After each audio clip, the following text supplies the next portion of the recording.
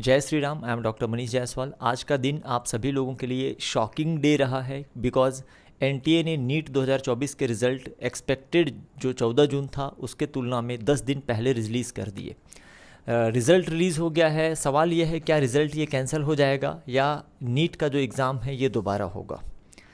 मैं आपको इस वीडियो में कुछ ऐसी चीज़ें बताऊंगा जिसको देखकर आप शॉक्ड हो जाएंगे। पूरा वीडियो ध्यान से देखिएगा। शुरुआत करते हैं। पुलिस भर्ती का जो एग्ज़ाम होता है, ठीक है, उसमें फ़िज़िकल टेस्ट होता है और मैंने गूगल से सर्च किया। 800 मीटर का रेस होता है जिसको आपको कंप्लीट करना होता है 2 मिनट 45 सेकंड में। ये क्राइटेरिया दिया हुआ है।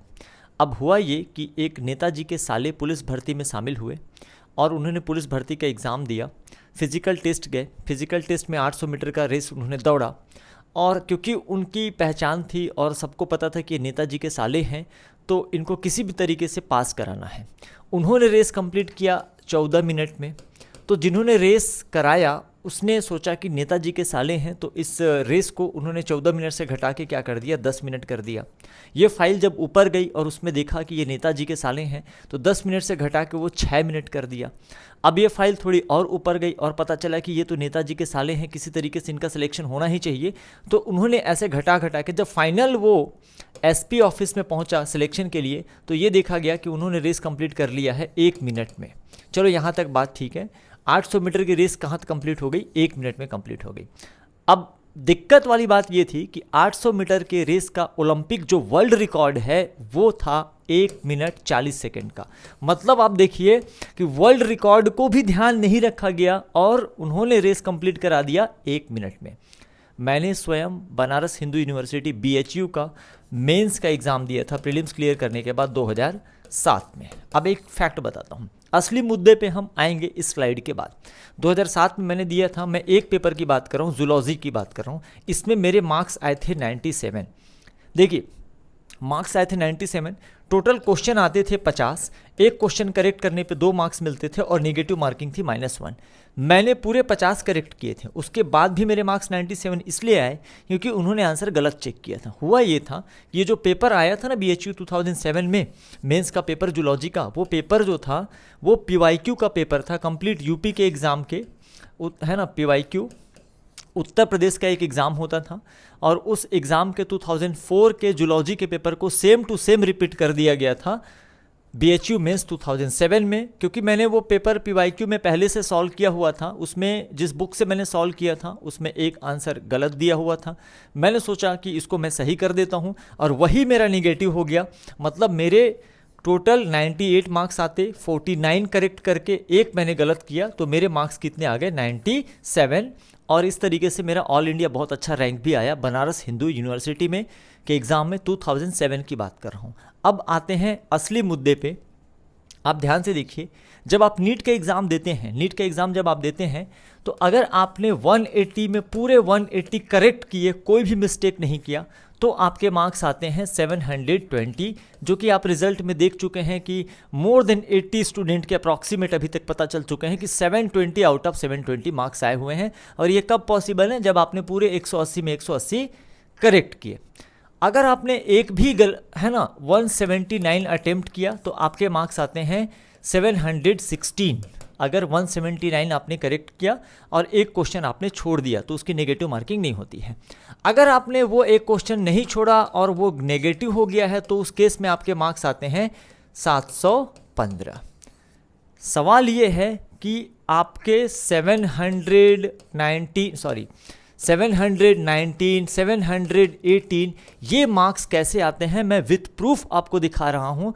पहले मैं सोच रहा था कि स्टूडेंट के नेम और रोल नंबर को एक्सपोज नहीं करूंगा, लेकिन आप क्लियरली इनका एप्लीकेशन नंबर देखिए, फॉर्म नंबर देखिए, डेट ऑफ बर्थ देखिए, आप क्रॉस चेक कर सकते हैं। ये कोई फेक नहीं है।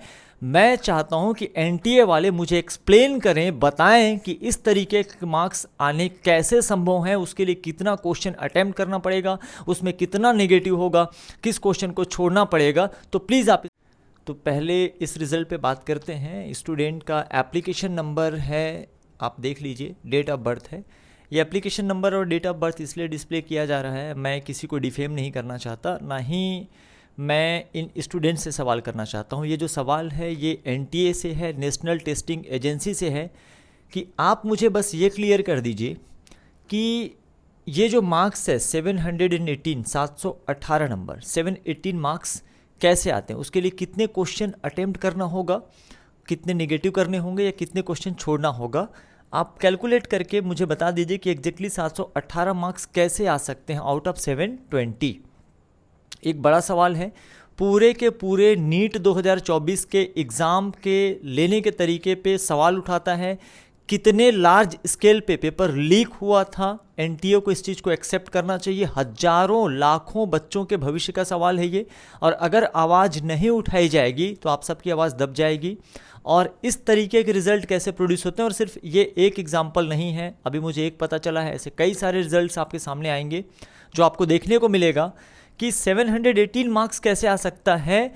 अगर आपने एक क्वेश्चन छोड़ दिया तो आपके 716 मार्क्स होंगे, अगर आपने नेगेटिव कर दिया तो 715 मार्क्स होंगे, लेकिन इतने मार्क्स किस तरीके से आ सकते हैं। और कोई रिजल्ट फेक नहीं है, एप्लीकेशन नंबर है, डेट ऑफ बर्थ है, आप एनटीए की वेबसाइट पर जाइए और आपको रिजल्ट ये डाउनलोड हो जाएगा। और ऐसे एक नहीं, लिस्ट पूरी लंबी है, पढ़ने वाले छात्रों के भविष्य के साथ खिलवाड़ है, इस चीज़ को आप समझिए। अगर आप आवाज़ नहीं उठाएंगे, वीडियो शेयर नहीं करेंगे या लोगों तक ये बात नहीं पहुंचेगी तो ये हमेशा चलता आएगा। अचानक से इतनी जल्दीबाजी क्या थी रिजल्ट रिलीज़ करने की, एनटीए को इस चीज़ को भी क्लियर करना चाहिए।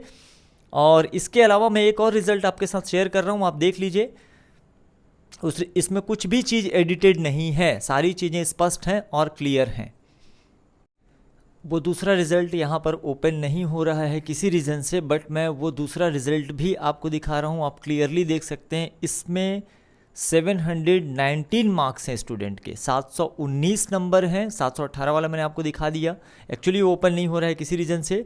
719 मार्क्स हैं और मैं एनटीए वालों से इसका क्लेरिफिकेशन चाहता हूँ, या बाकी आप सभी भी कैलकुलेट करके मुझे समझा दीजिए। मैं काफ़ी देर से उलझा हुआ था, छत्तीसगढ़ के कट ऑफ पे मुझे वीडियो बनाना था, ये देखकर मेरा दिमाग घूम गया है और मुझे बिल्कुल ये समझ में नहीं आ रहा है कि क्या 719 नंबर आना कैसे संभव है, 719 मार्क्स कैसे पॉसिबल है। इसमें पर सब्जेक्ट आपको कितना करेक्ट करना होगा, कितना परसेंटाइल आपका आना चाहिए, कितने आपके निगेटिव होने चाहिए, और वो रिज़ल्ट इसका है। और आप इसमें मार्क्स आप देखिए 719 मार्क्स हैं। क्या ये संभव है बिना किसी गड़बड़ी के, बिना किसी झोल के?